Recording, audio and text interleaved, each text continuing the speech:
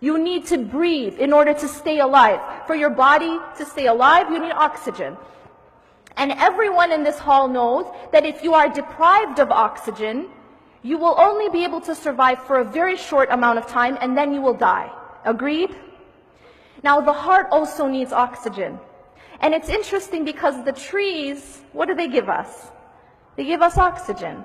And in fact, Allah subhanahu wa ta'ala actually made this connection with the tree and the good word, the goodly word, that kalimatun tayyiba.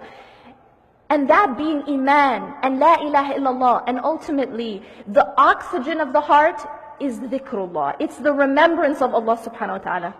If we live our lives and we don't remember Allah, if we live our day, we go through our day and we aren't praying, it is exactly like a person who is being deprived of oxygen. And I don't need to tell you, we don't need an MD up here to tell you what's going to happen to that person. It's obvious. That person who is depriving themselves of oxygen is going to die. And this is the state of those people's hearts who are not praying, or who are abandoning salah, or who are, they're not praying on time, or they don't have a connection with the words of Allah, the book of Allah. Because what they've done is they've deprived their heart of the oxygen, which is the remembrance of Allah.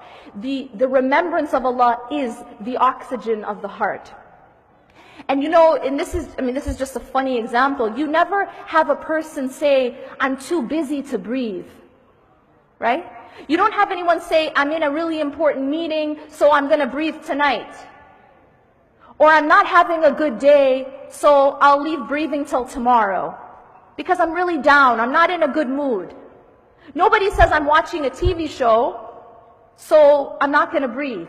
Or I'm at the mall. You understand the point here. We know that we have to breathe to stay alive. And it does not matter where we are, or in what state we are in, or in what condition we are in. Even when you're in US airports, you still breathe, right? Yeah? What happens when salah time comes and you're in an airport? Your salah is your oxygen. You cannot think of it as anything less. And if you do, that's why your heart ends up dying. Really, it isn't rocket science. When people want to understand why they're having a spiritual crisis, it really is not complicated. It always goes back to the salah, because the salah is the life of the heart. And a person has to first abandon the salah, or somehow put salah aside, in order to be able to get off the straight path.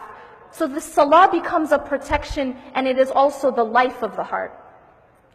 Now, we also know to take care of the body, we need food. We have to feed the heart. What is the food of the heart? It is also the remembrance of Allah.